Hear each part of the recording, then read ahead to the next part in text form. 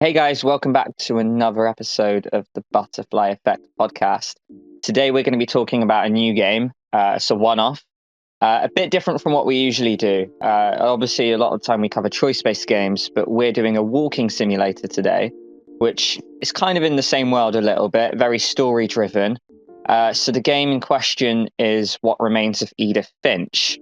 Now, I'll be joined today, as always, by Jack. Buongiorno.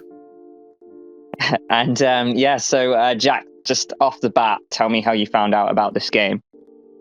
I believe it was from your good self that I found out about this game. You're goddamn right. I mean, prior to this, I have played two other walking simulators that we might actually cover on the channel if there's sort of a demand for it, and that was Gone Home and Firewatch. And you know what? Like, what I'd say about these games, because they're not for everyone, but if you are sort of story-minded and sort of story-driven, these games can actually really pack a punch, considering that gameplay-wise, you don't actually do that much apart from like interact from objects. And it's the exact same with Edith Finch. So it's 2 hours long, and I finished it, and I feel like it was such a sort of a good experience to have something so simplistic yet so powerful. I mean, obviously we'll go into details as we go into the video, but yeah, I was very impressed by this game. Yeah, I think it's one of those things where with video games, we're very much going to cover story-based ones, and there's going to be different levels of gameplay in there. You've got the Quantic Dream ones where there's going to be a lot of button mashing and choices in there, and then there's going to be the lower end ones which very much fall under the walking simulator category. These games get a lot of backlash because they don't think it should count as a video game. There'll be a lot of 1-star reviews that just come out of them naturally because people just aren't a fan, but for those that get them are real big fans of it. And What Remains of Edith Finch is a really good example of that, because I've seen very mixed reviews, but the people who do like walking simulators very much like this game. So for me, the first time I played it was being a PS4 user at the time, the PlayStation Plus free games that came out in May 2019. So I've played this game for, just under 2 years ago now, I believe that is. Over 2 years, isn't it? But yeah, I really enjoyed this game. For a free game to come out, I'm glad I didn't pay extortionate amounts, because I don't think this is a 20 quid game. I got it on the free, and because I got it on the free, I really can't complain. I thought the story was brilliant. So just overall, Jack, what did you think of the game? Yeah, it's very similar with me. It was on the Xbox Game Pass that I got it, which is, it's literally at £1 a month. So, you're probably not even paying £1 for it at this point, if as long as you play other games. But yeah, I've seen trailers for this game. I didn't necessarily know what this game was going to be about, apart from someone wandering through a house. And I suppose to sort of go into the plot, it's really about this family, isn't it, that's presumably fallen under some sort of curse. I have only played this once, so it might be the case, or it might be more ambiguous than that, and that it's sort of, that the curse is sort of just an excuse. Sort of like the premise of it was intriguing, and then you find out sort of as you're going through this game that a lot of these family members, or basically all of them, they've all died in a unique way. But the way the developers have decorated it, it's got it's sort of in a very sort of I'd say it's mainly innocent and charming in the way that they deliver it, very childlike. I suppose we can sort of start to go into each of the stories, can't we, to sort of explain that more thoroughly. Definitely. They almost remind me of fairy tales, how they're, you mentioned how they're built up in this really innocent way, but the stories behind them are actually really morbid and dark. And it's almost like, we have fairy tales which are, seen in an innocent light where they're read at bedtime. but in actual fact, a lot of them are about trolls hiding under bridges and really horrible messages with death in there. So yeah, it's such an interesting game to unravel. I really like the style of it as well, from the bizarre looking house to the way the writing presents itself on the walls and moves around with the gameplay, to stuff like the music, from Barbara's music box. The whole world I found really capturing when I first played it. I'm not sure if you felt the same way when you were digging through it on your first playthrough. Yeah, especially when you sort of say about the writing, like sometimes the writing can be sort of like thrown across the screen as well. Like I know sometimes you sort of look at it and it just fades away, but sometimes the actual letters can get thrown across the screen, and in terms of its like identity as a game, it's very unique in comparison to like the other walking simulators that I've done before. It is very much sort of heavy on the voice acting and the dialogue, and you're not necessarily seeing other people, but there's other things going on. Maybe you're reading more, and this just sort of on its own with that these little sort of clinks, sort of like peeping through the peepholes, and you've got like the hidden panels and stuff like that. I don't know. It's sort of so unique, and I suppose it caters to children and adults, especially what you were saying about the themes of sort of the dark themes that lurk beneath. But aesthetically, it's very childlike. Yeah, definitely. So, yeah, and the thing you mentioned about the words as well, I have to give a special shout out to just one of my favorite aesthetic bits, which is the letters on the dandelion at the end, and you blow them, and then different letters get like flown across the screen, and I just thought that was a really neat touch. But yeah, so I guess we'll go into the characters. So a big way the game is set up, and the way you unravel it, is that you'll go around this house, finding secret doors, crawling into different bedrooms, which are all sealed up from the front. And yeah, you discover more about that family member in this big house. So I guess so. So we'll start with Molly, the opening one, where it's very animal based, about Molly being sent to her room without having had dinner. What did you think of this chapter, Jack, as an opener? Yeah, I thought it was good, and I come back to sort of like the creativity of it, because you start off as this child, you're wandering around. Obviously, you're seeing the narration, you're sort of eating like gerbil food, and I think you have toothpaste, and you see that the candy's missing, and then you go to this window, and then all of a sudden you're leaping out of it as a cat.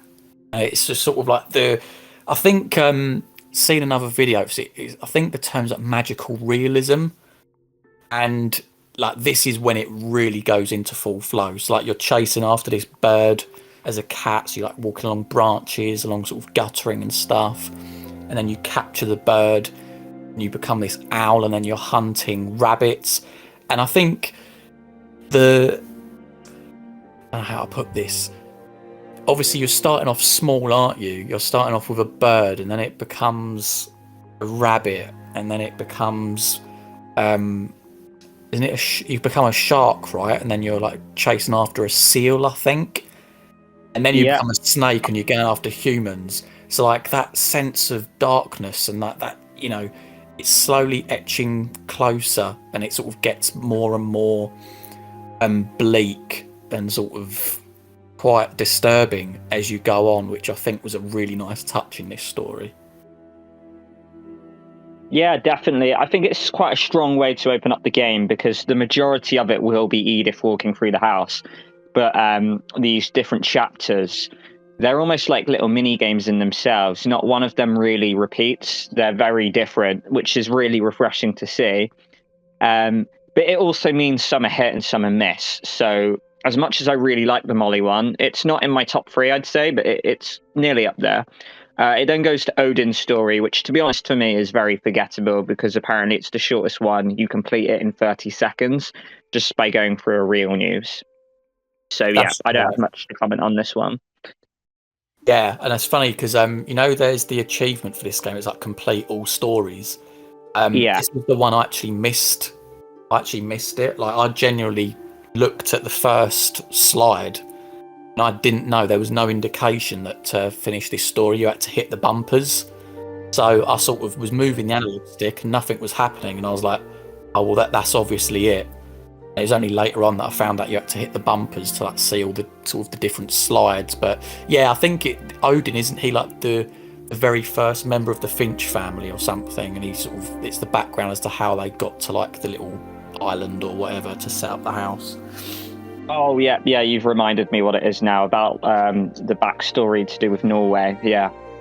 Yeah, that's it. But yeah, you're right. I think this, of all the stories, this one's probably the one that people gravitate least to. Yeah, of course. And then it goes over to Calvin's story. So the boy who died quite young, and it was the swing level. What did you think of this one? Again, it's very simple, is it? And like, you know, going back to this whole theme of like the, you know, he wanted to fly, and again, like sort of the swings going further back, and it's sort of like, is it coming back to as a kid, like when you're a kid and you've got that sort of adventure streak in you, and you're on a swing, and sort of like you do sort of wonder, like, oh wow, I wonder what could happen if I could get over the top and sort of swing round. And I suppose that's what this story does really, but it also says about how he wants to fly, and it ends in a way sort of like he obviously lets go of the swing, doesn't he, and he flies. But what I think this game does well, for the most part, from memory at least, you don't see the death, do you? But you see like a sort of like a, I won't say like a glamorized version, but it's just sort of like he does fly. Obviously, you know in reality that he's probably let go of the swing and flown off into the rocks and died.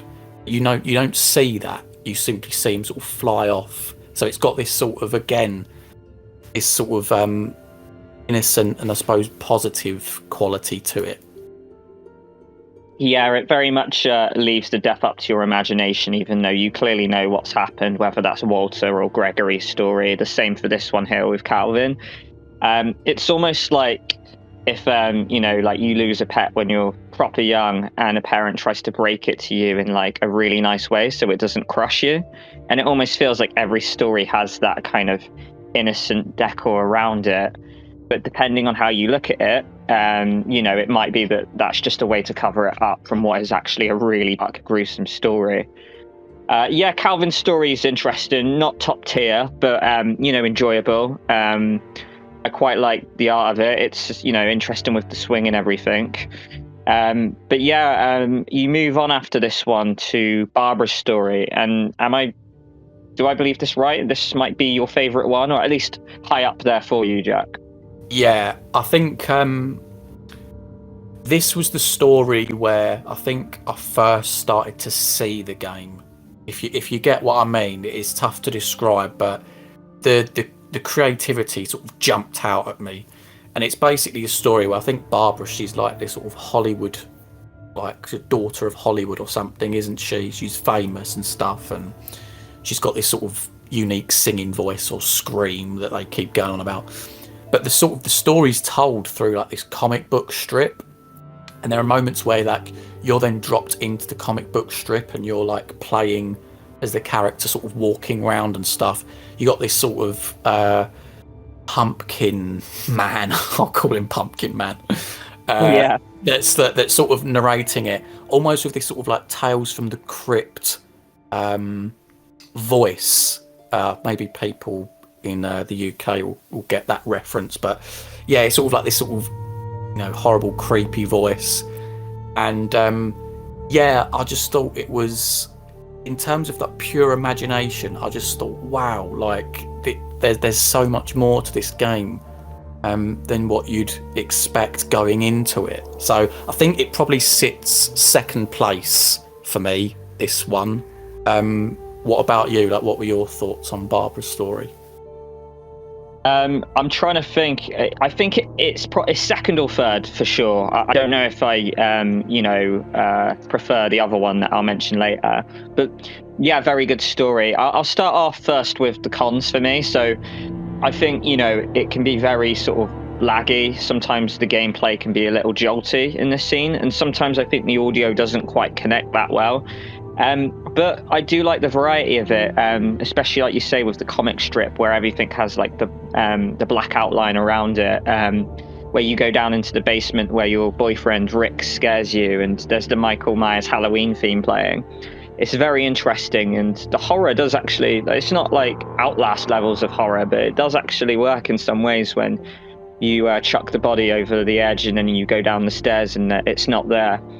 But yeah, really, again, tragic story about Barbara, a child actor who just wanted to be famous again.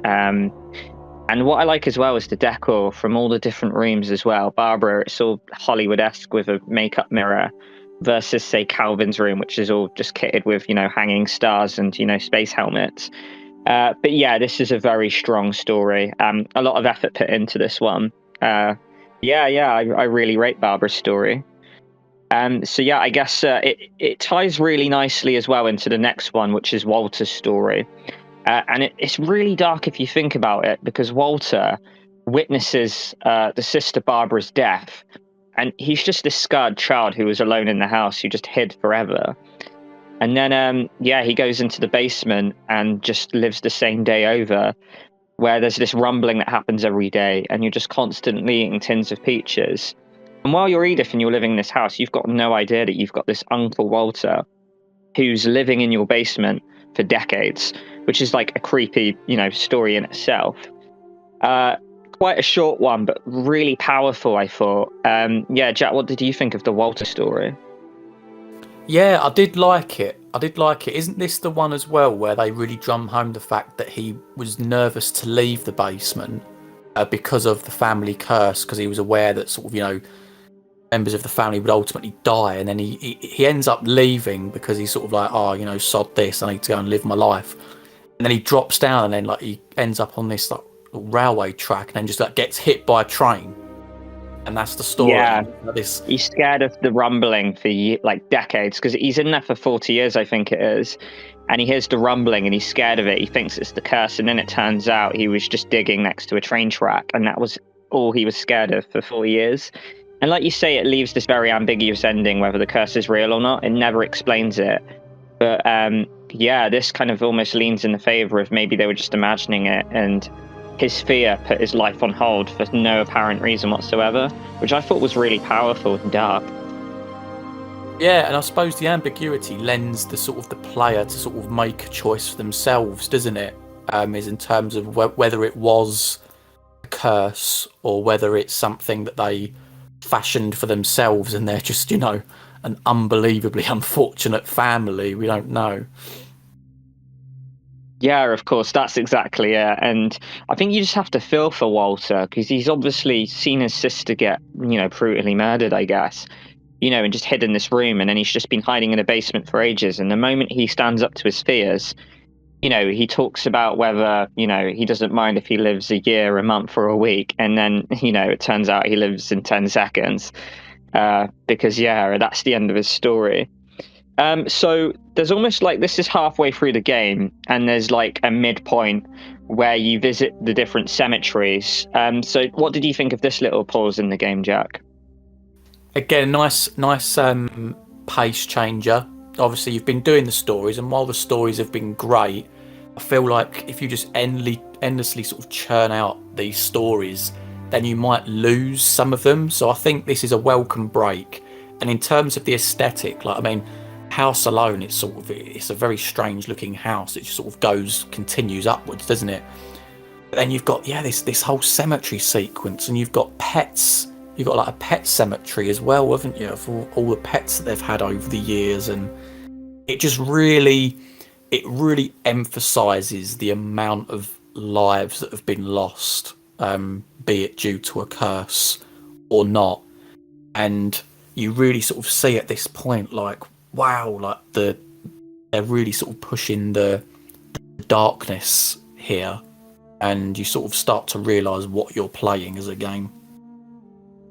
That's it, and I really like the unique touches of all the different cemeteries as well. So it's like I said to you earlier, someone in a comment that I found mentioned that Walter's grave rock has a hole that you can peep through, and you can see a cave-like interior with a miniature man staring at the ocean. which, leans a lot into Walter's story. It's, so there are little intricate details in this game, which I find are stunning. And yeah, they're all, there's loads of different ones as well. So you look at all the graves. For all the old ones you look at, Calvin, I believe, I think there's like a space helmet on it. And then it hints a lot for the future graves. So there's, other family members' graves there, like Lewis's, and I think his name's Milton. And it, has all these different sort of tropes. So it kind of almost gives you a little, Until Dawn totem, if you like, as to what's going to happen with them. But yeah, a really nice break afterwards. So afterwards, we go ahead to Sam's story, who I think might be your uncle. It's difficult to say because this family tree is so messed up that some people die young, some people die old, and it's really difficult to see who actually is who when the whole thing's just looking through a past looking glass. But you go on to Sam's story next, who actually I think is your granddad, because he takes your mum out hunting, I believe it is anyway. So yeah, Jack, what did you make of this story then with the hunter Sam? I'd say the death in this one got me the most because it come out of nowhere. Like, I didn't expect it. It starts off like you sort of, and again, like the variety in the gameplay here, I really like. I think it's something I probably haven't mentioned up to this point too much, but each story's got their own thing. Like, you've got the comic book strip, you've got the swing, and obviously in Molly's story, you've got the various animals and the slowly sort of increasing sense of threat. In this one, you're just at a nature wildlife place taking pictures. And again, sort of you get to this point where I think it's Sam and Molly, whoever he's with anyway, they find this deer up on this rock. And anyway, I can't remember, does it just collapse or is it already dead? Or so? I don't know. But she goes up there for a picture. He then leaves the camera running, ready to take a picture, and goes up to join. Anyway, this deer isn't dead, and it ends up kicking out, and it kicks him off this obviously great height from this rock, and the picture just sort of grabs it at that moment. It's like he's in midair falling, and it just stayed there like that. And I thought, God, wow! Like, first of all, it took me by complete surprise. But it's almost as if like even though you're dealing with dark stories, because they're so light in tone for the most part, even then it was still a surprise to me at this point when like he got kicked off. Yeah, definitely. It was quite a bittersweet story because it actually makes you feel really sorry for Dawn, your mum, who's a little girl in the story who's forced to go out hunting. She clearly doesn't want to be there. So yeah, she is forced to kill this animal. She is the one who shoots the deer, and yeah, it's a really weird justice because the father who made you do it, who wants you to survive, and it almost ties back into this curse thing, how he thinks you need to be able to hunt to survive, and then Dawn's having it drummed into her that this is the lifestyle she needs. Yeah, the deer ends up kicking the dad off, and it's quite a dark story itself. I really enjoyed the variety again. This is the photographer level where you have to take different photos to advance the story. Yeah, no, very interesting one, to be honest. It's quite a top tier one, I'd say. But the one it moves on to next, Gregory, who now this is for me probably the story that might be second. It's silver or bronze versus Barbara, and I'm not sure which one takes the cake. I don't know about you, Jack, but I really liked this little chapter here, as dark as it is. What did you make of it? I really did, yeah. There's a lot going in this one, because you're playing this kid, aren't you, in a bathtub, so you can imagine like how he ultimately dies.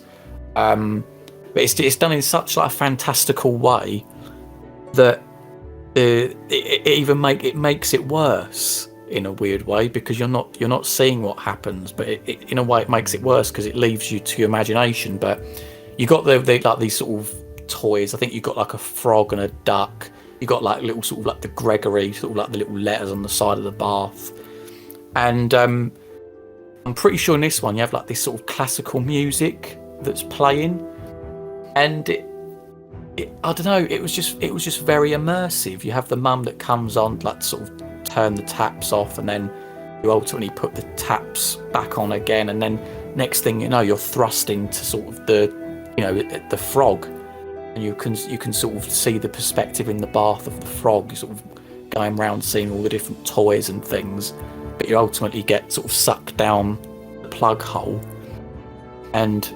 that's where it ends. And I thought, it's the way they sort of delicately handle the deaths, as it were, and they leave it to your imagination. It's so well done, and I think this one is probably up third place for me. Yeah, definitely. I thought it's brilliant because, like you say, you've got the classical music. I've just looked it up. It's Tchaikovsky Waltz of the Flowers, I believe. That's playing the whole time, and the sequence is just beautiful. It's almost very Toy Story-esque, where the toys start having a life of their own. And the whole thing, like I say again, is really dark because the whole thing is narrated by this letter from the father to the mum saying, "Oh, it's not your fault the kid died." And then it mentions a lot about how this kid, Gregory, sees a lot of things that aren't there and how he lives in his imagination a lot, which is like a recurring theme for some of the characters throughout this game. And it, begs the question as well, about the curse. Maybe it's just something of their imagination.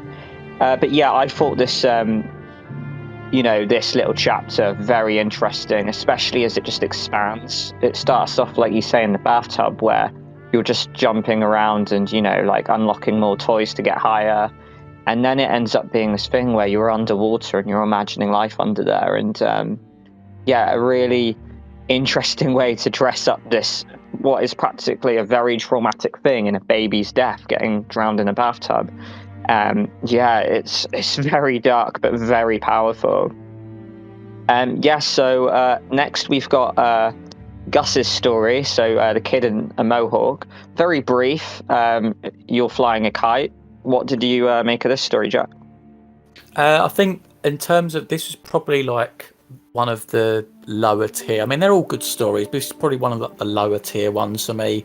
Yeah, you're sort of flying this kite round, and there's a wedding going on, isn't there? And I think all of the guests ultimately go into the tent, but Gus stays outside. And then there's this sort of like hurricane that comes and it sort of starts to pick up a lot of the seats and sort of just general debris that's sort of in the area. And obviously maybe it hits him or something, or it ends up sort of taking him up into the hurricane. I don't know what sort of the actual death is for that one, but yeah, it's, it was a decent enough story. What about your thoughts? Yeah, I completely agree. Low tier, quite a short one. The only plus I can really say for it is, more variety again, in the fact that I really do think it is beautiful the way the poem throughout the story is almost projected by the words and letters in the sky, which you can interact with the kite. Very aesthetic, but not much more than that, to be honest. Afterwards it moves on to what is probably the second shortest story, in Milton. So very much a kid, I feel this death hits the family very hard, maybe because it's very recent, but there's a recurring theme throughout this game where it talks about how Edie, or Dawn, I believe, is very much looking for this child, and there's still very much the belief that this child isn't actually dead, because this is probably the one story where it doesn't really talk about a death, but how a kid goes missing. What did you think of this little brief moment in the game where you climb up into the tower and look at your brother? So yeah, I really did like this bit. I mean, I know we've sort of covered the hidden panels, but you're very much indoors, aren't you? Where you've got this segment where you do go outdoors, out onto the roof, and you're still climbing upwards. And again, sort of in terms of that sense of adventure and that sort of exploring this sort of old sort of abandoned house, this is a really good bit. And yeah, you go in, and it's the one with the paintings, isn't it? So you sort of see this story where it's sort of the all the cards are sort of flicked, and you sort of see this sort of the story sort of pan out, and it ultimately disappears. Very nice story.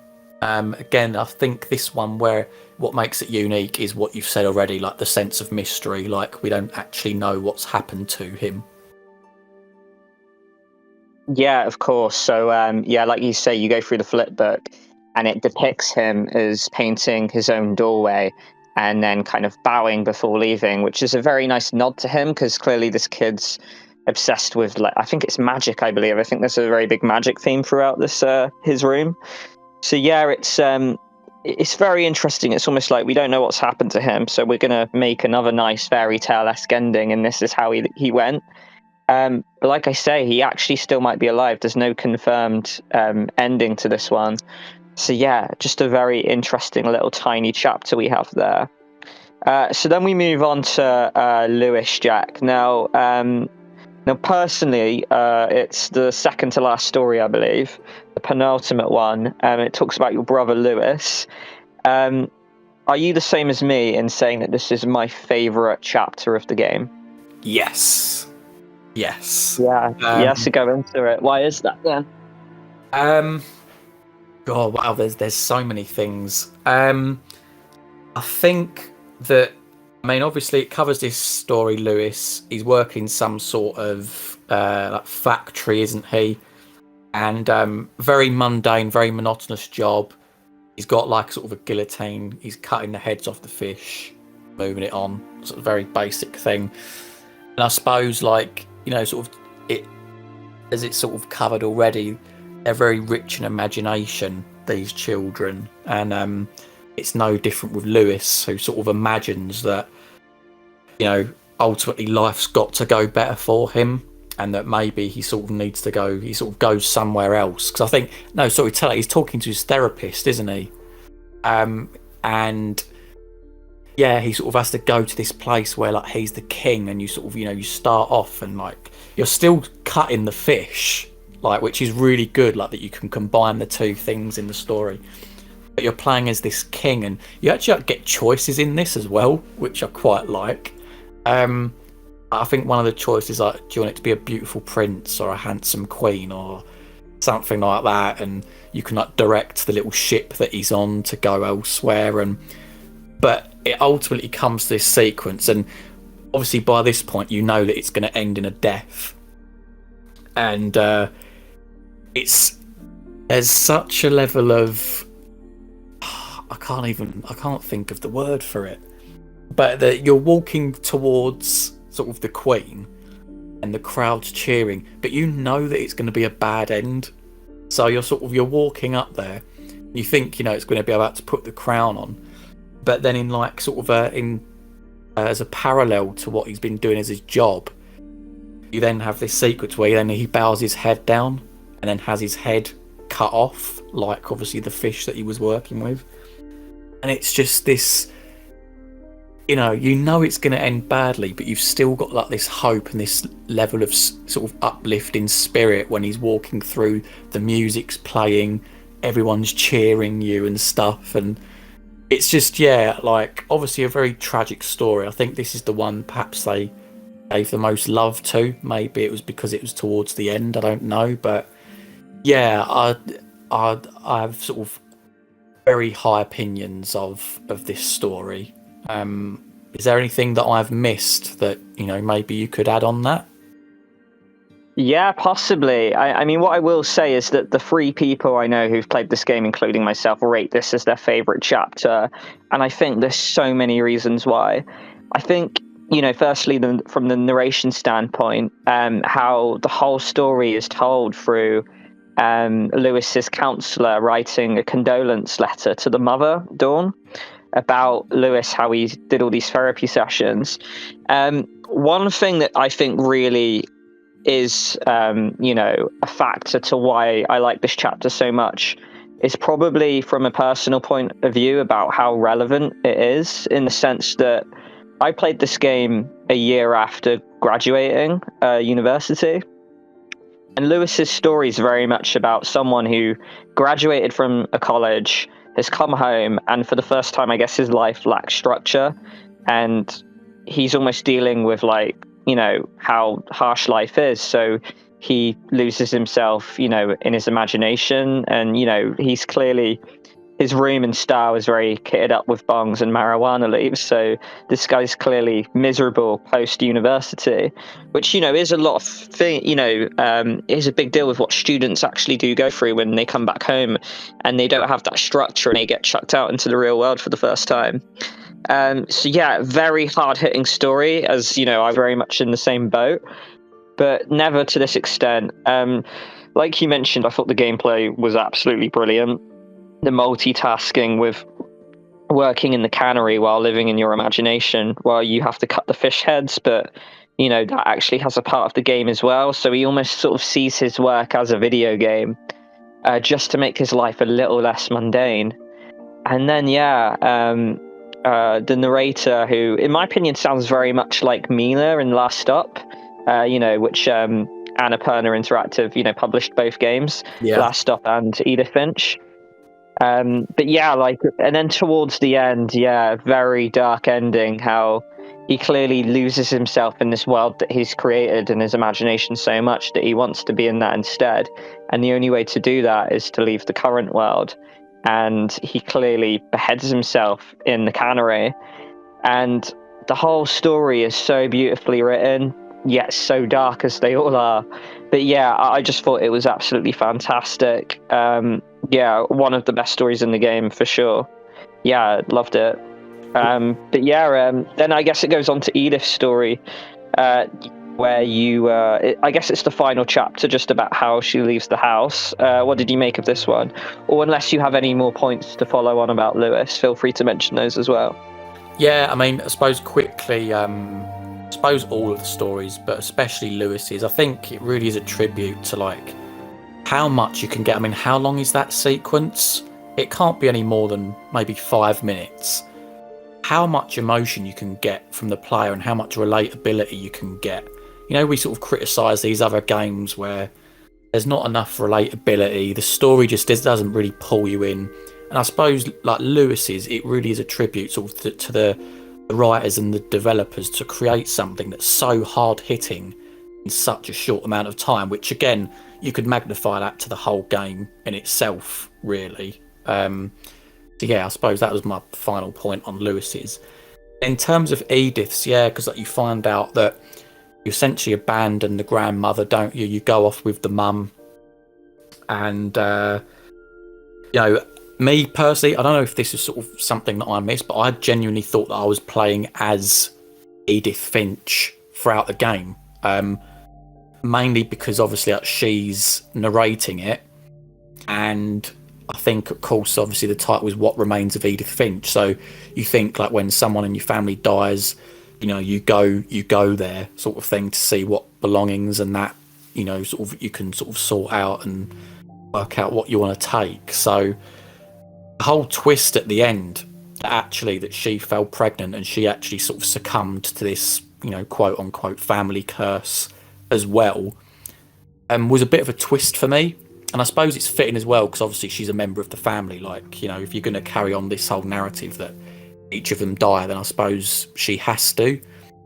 But it was so nicely done at the end, where like the camera sort of pans back and you see Edith's grave and it's clearly like her son, and you then sort of see why he was holding like a flower at the start of the game, like when you're on the boat.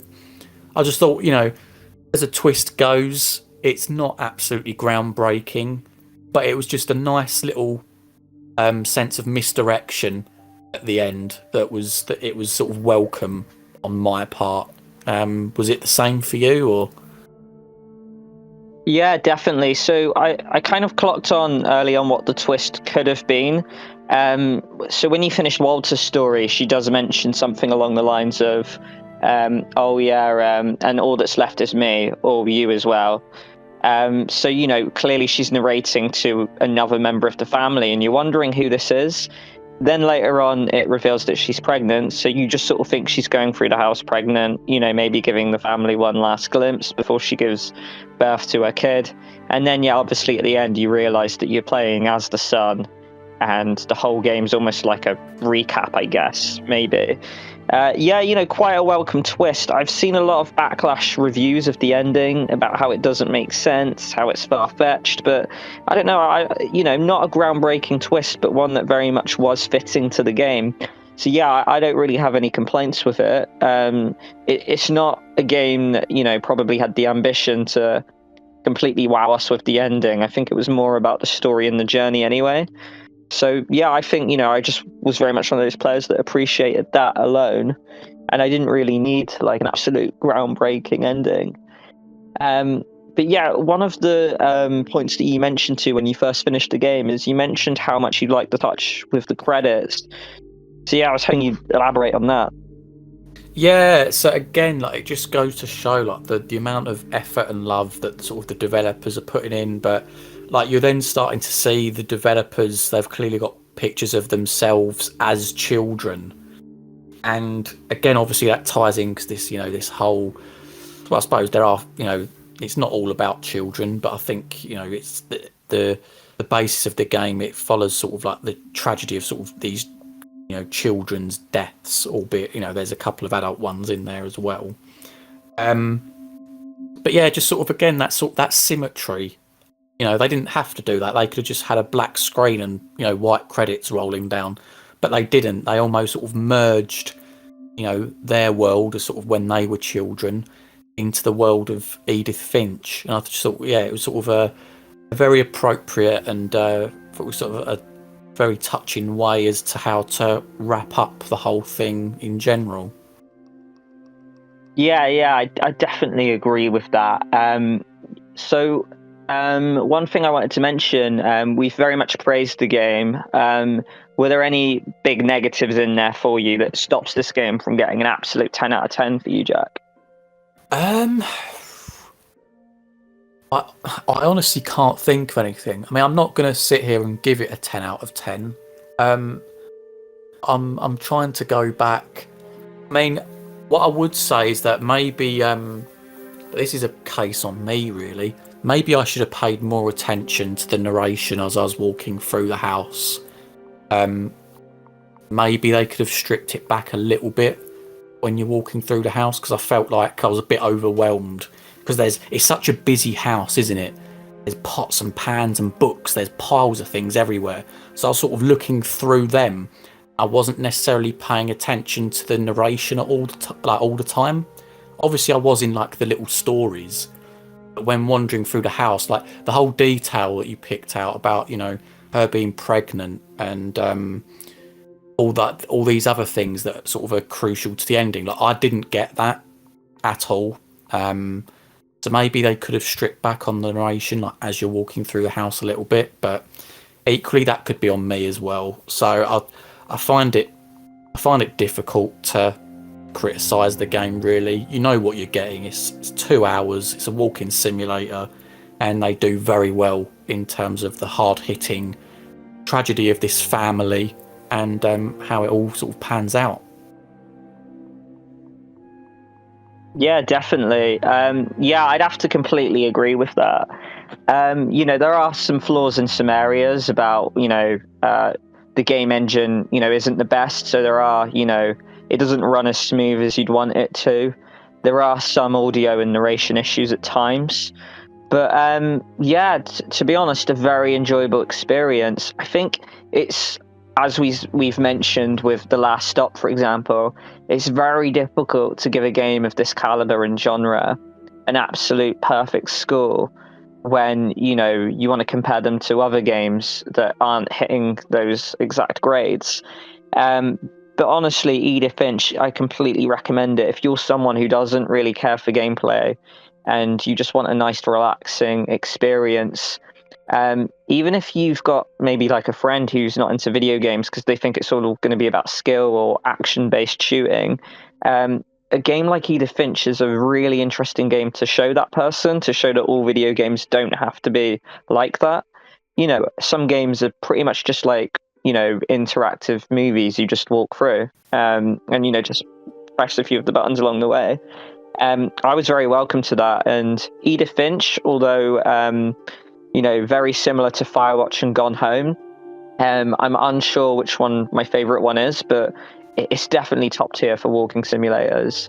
I thought it was such an enjoyable experience, and even if you're uncertain about playing the game, if you see it on a sale and it's like only for a few pounds or dollars or whatever, I really recommend picking this game up because it's such a unique experience and one that I found really enjoyable to play. Yeah, brilliant. I mean, I couldn't really add anything onto that, really, apart from honestly just echoing everything you just said. So, I mean, is I suppose a good time to wrap up. Yeah, of course. So, before we do, we hope you enjoyed this video. And also, if you have played this game, let us know what your favorite chapters were. Because everyone that I know who's played this game says Lewis, and, it seems like Barbara and Gregory are, very close to that. Maybe even Molly, actually. But yeah, I'd want to know what your favorite chapters were. If you absolutely hated the game, we're probably going to do more videos on Edith Finch in the future. So yeah, very much get your comments in. Let us know what you thought. But yeah, okay. So yeah, this has been a fun one to cover something a little different, Edith Finch. But yeah, Jack, thank you very much for joining. My pleasure. And yeah, we'll see you in the next video, guys. So thank you very much for joining.